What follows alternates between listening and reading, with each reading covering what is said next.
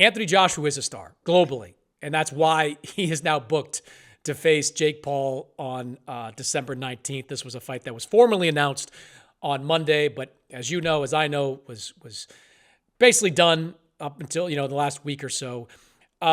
Just some of the rules for people that don't know will be 8 3-minute rounds.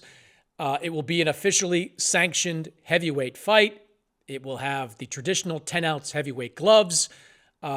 And I guess the only stipulation for AJ is he's got to weigh 245 pounds or less going into this fight, which shouldn't be a problem really for Anthony Joshua since he fought at 245 or lighter for the 2 fights against Alexander Usyk. So this is obviously a polarizing decision by AJ. You've written about it. I've watched a lot of clips in the last 24 hours on Talk Sport, people talking about it. It certainly drives a lot of engagement. Give me your take on this.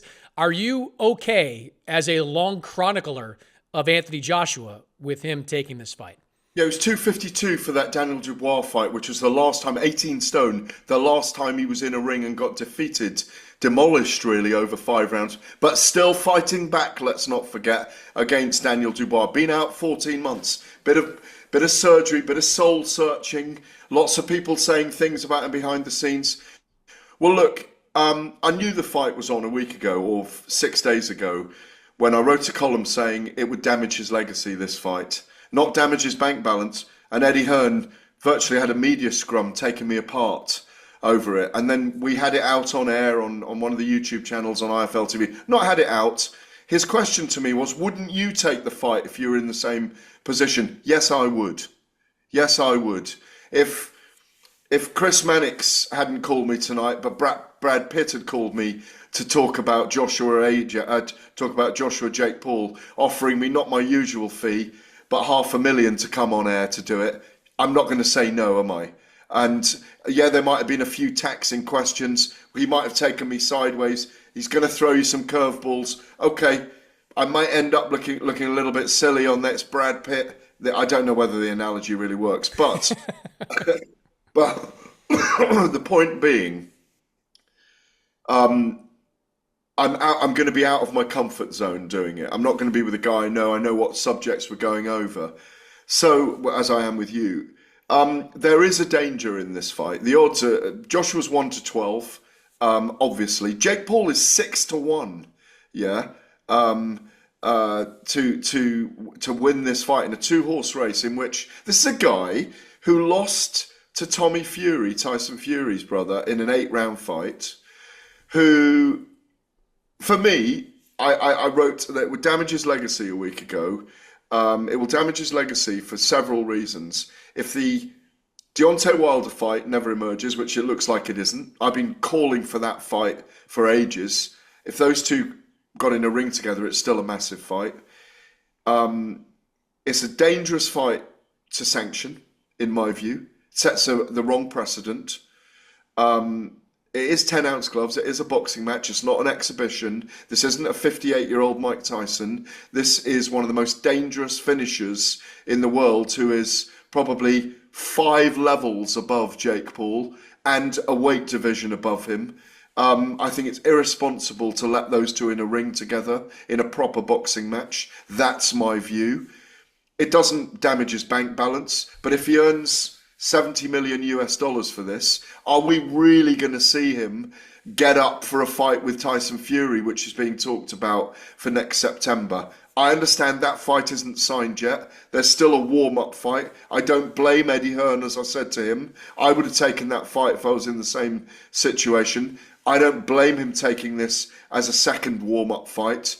But the problem for Anthony Joshua, if he doesn't do what he did to Francis Ngannou in those 2 rounds in Riyadh and finish him conclusively, he's going to be pilloried for it. If this fight stretches more than 2 or 3 rounds and he hasn't got Jake Paul out of there, he will get booed and hammered over it.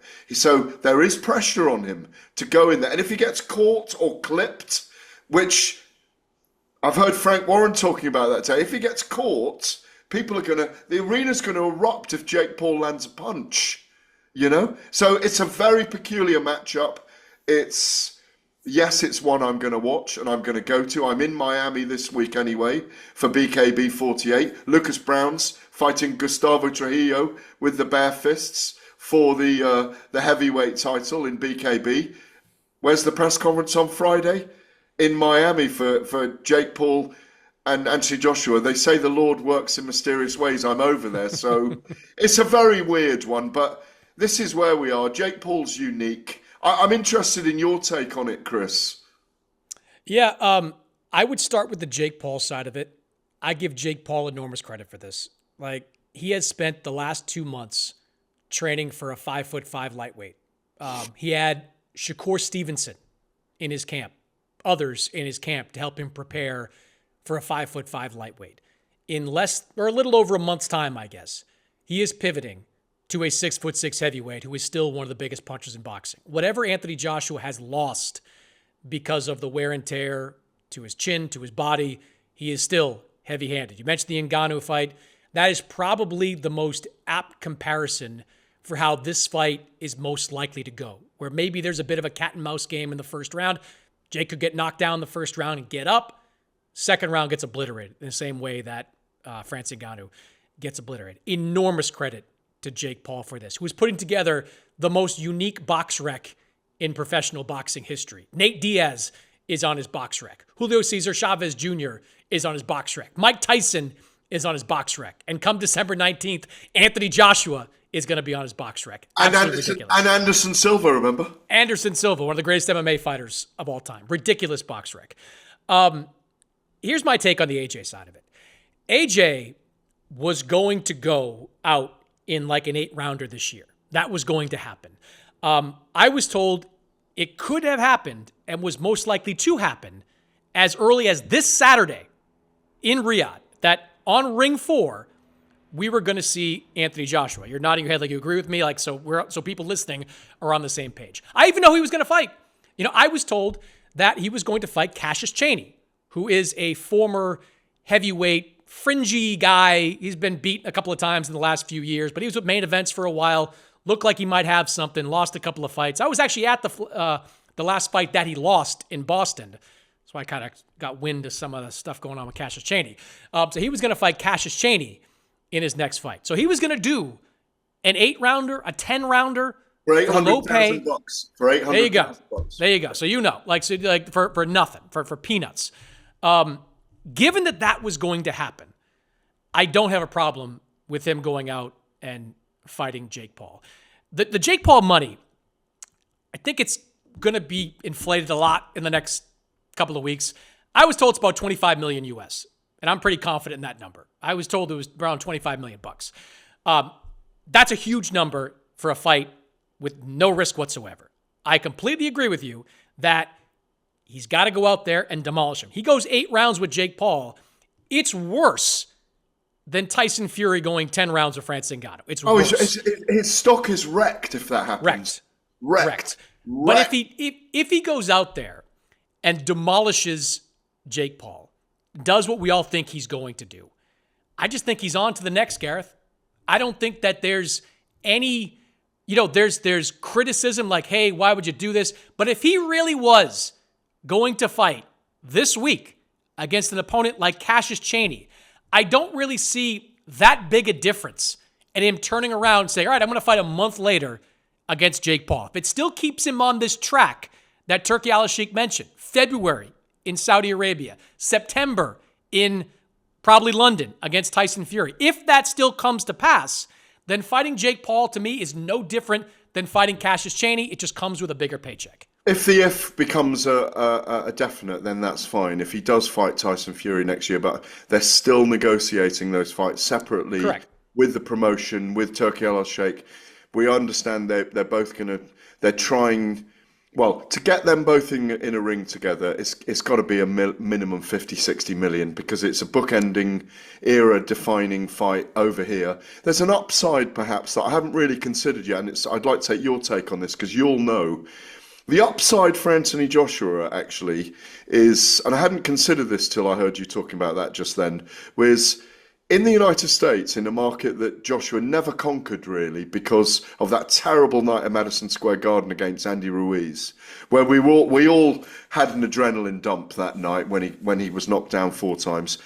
If he beats up Jake Paul and knocks him out and ends him in boxing, he might actually become a bit of a name in America as well. And there might be an upside for Anthony Joshua that his stock and his star does rise in America, even though it's a novice, what we'd call area title potential champion, not a British champion, an area champion. So maybe there is an upside there for him if he just gets the job done as conclusively as we believe he must do by, say, the end of round 2.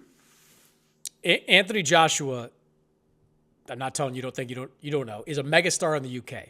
He is virtually an unknown in the US. Like when Anthony Joshua a couple of years ago was making the rounds with US-based trainers. He was on the west coast of the US. He was down in San Diego. Like when he was down in San Diego, the joke that people were telling back then was like, yeah, if he's in a park working out, people are going to think he plays middle linebacker for the Chargers. Like they don't know who he is.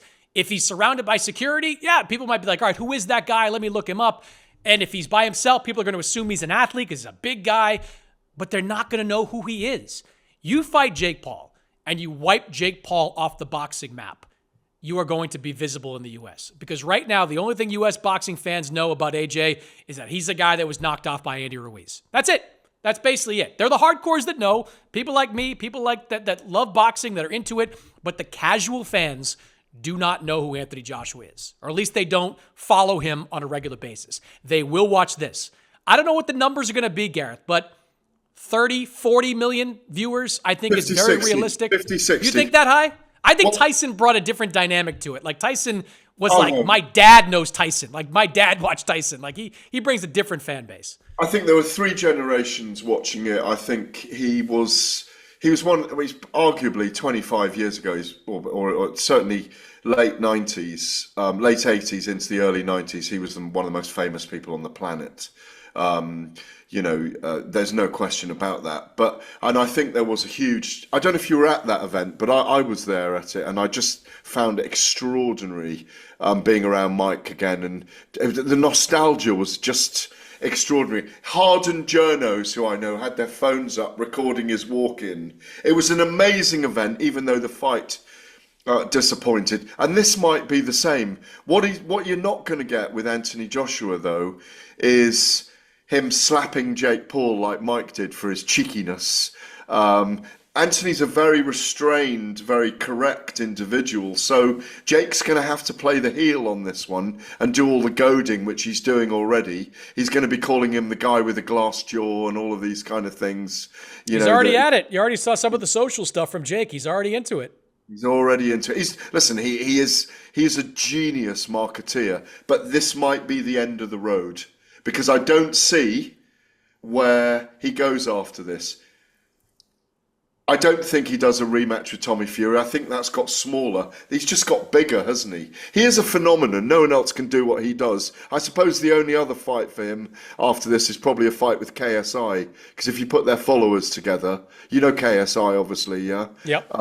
There's probably 100 million social media followers for those two guys globally. So that's probably the only fight left. It's still weird to be sitting here. Feels like every 6 months, we're having one of these conversations about should this fight be happening? Should that fight be happening? They probably said the same when Muhammad Ali was being lined up and it was announced he was facing Antonio Inoki. So there was. I haven't read the cuttings from back then, but I bet there was loads of outrage.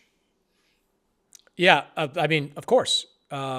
This may be more because it is being formally sanctioned as a heavyweight bout. I want to just add one more thing to this, because I read your column in the Telegraph. Everybody should go out and read that as well.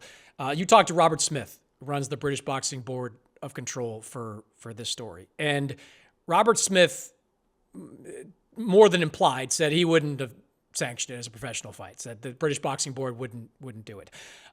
Respectfully to Robert Smith, go to bed, right? Like, I mean, just stop. Like, I look, you are among the people that go to boxing events early. You see the prelim cards, right? You see who, let's use Joshua Edwards as an example, the guys that these A-level prospects are fighting in the first 5 or 6 fights. You will never, ever, ever be able to convince me that Jake Paul is less qualified than some of the stumble bumps that Joshua Edwards was in his last 4 or 5 fights. You won't. And in the UK, you guys, I know these guys are professional fighters, but you guys put in people with losses like no one in America would put someone with 100 losses into the ring. That wouldn't happen. It would never happen in even in Texas or in Florida. It just wouldn't happen. So I vehemently disagree with this idea that, or this notion that this fight shouldn't be sanctioned because the gap is too wide between AJ and Jake Paul. Yes, the gap is wide, but you mentioned the odds. 6-1 for Jake Paul. Go look at some of these guys, the odds that if they're out there for Joshua Edwards against some of these nobodies that he was fighting early on prelim cards, Gareth. They are so much more one-sided. No, there's more than AJ that. Against Jake is. Johnny Fisher's next fight is the same odds. Johnny Fisher and his opponent, I can't remember the opponent now, but they're the same odds, believe it or not. But it's crazy. Like it's not a competitive fight. I get that. But to me, it's not the abomination or the disrespect that some are making it out to be, because we've seen worse. We have seen worse in professional boxing matches. Traditional. You sound a little bit like Randy Gordon, who always has an issue with what the British Boxing Board of Control do, and obviously Randy. I mean, I just read your story, and like he stepped in it there to me. Like he stepped in and said, "I would never do it." Okay, well then show up at a prelim and watch some of these fights and tell me that they are not more egregious rematches than AJ against Jake Paul. Yeah, I mean, obviously, you're saying there's a level of hypocrisy here. Of course, that's what you're saying without saying it. And I got those quotes from Robert earlier, and he did talk around the houses about it. But I think, as he said, he was more considered than I thought. He'd rule it out immediately, but he said I'd have to go to the stewards with it. We'd have to consider it, but it would be a resounding no.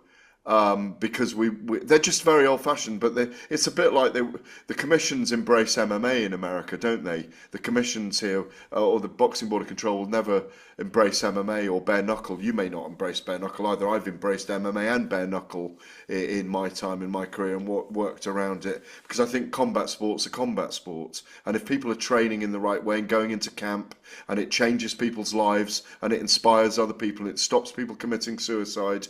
I agree with that part. I agree with that part completely. This is to my point, and I know combat sports. You and I have been around a long time in these sports now.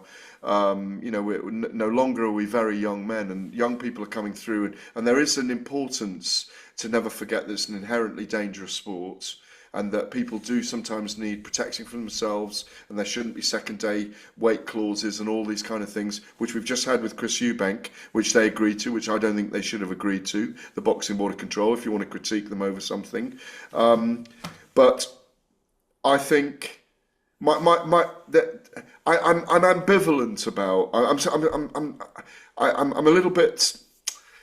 I will be at the fight on December the 19th. I will be there. You've got to report on it. It's fascinating in so many ways. It's one of the reasons why our sport is so nuanced.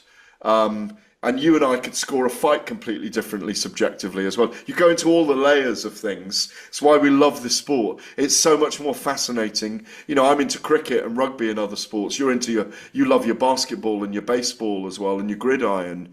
But there's nothing as nuanced and layered as boxing. There's nothing as political as boxing. There's nothing, there's people taking percentages for things. Eddie will be getting his percentage on this, so it's a no-brainer for him. I spoke to Barry Hearn at the weekend, Eubank Ben live on air for TalkSport, and he went, money, money, money. Well, of course we're going to take it. The Boxing Board of Control get a commission on sanctioning on fights. So, like you say, if Jake Paul had come and said, I want to fight Joshua at Wembley, can you please look at it?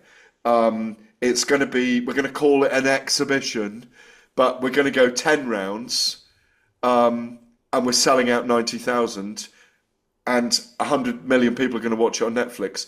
I think they'd have found it hard to say no, because they'd have done it with the Malta Commission here, or another commission here. So, to your point, you make a good one, that, there's a lot of hypocrisy in our sport. And you're highlighting inadequacies that exist everywhere at every level. The thing is about boxing, and I noticed this, and this is where people like Carl Froch are so clever. You can go at everything with half glass, and I love Carl, and we're good mates. You can go half glass full, and that satisfies all the trolls on the line, or you can go half glass empty, sorry, the other way around, half glass empty and satisfy all the trolls and look at the negatives, or you can go half glass half full, where you're trying to see the goodness in what's going on in sport. That's what makes it so fascinating. You know, is there any chance, Christopher Mannix, of Jake Paul knocking Anthony Joshua over? I would say this. I think there's a better chance of Jake Paul knocking AJ out than any of the fighters that Joshua Edwards fought beating him in any way. So that alone makes it more competitive. Look, Jake's got a good right hand. There's no doubt about that. But he landed a bunch of them against Julio Cesar Chavez Jr., a blown-up middleweight who has some pedigree and couldn't do anything. Even with the weakened chin of Anthony Joshua, he still went 24 rounds with Alexander Usyk, had still won 3 fights in a row going into that fight with Daniel Dubois. Jake doesn't hit like Daniel Dubois. But you're still considering it. You thought, you had to think about it. 1 in a million. Let's call it a 1 in a million.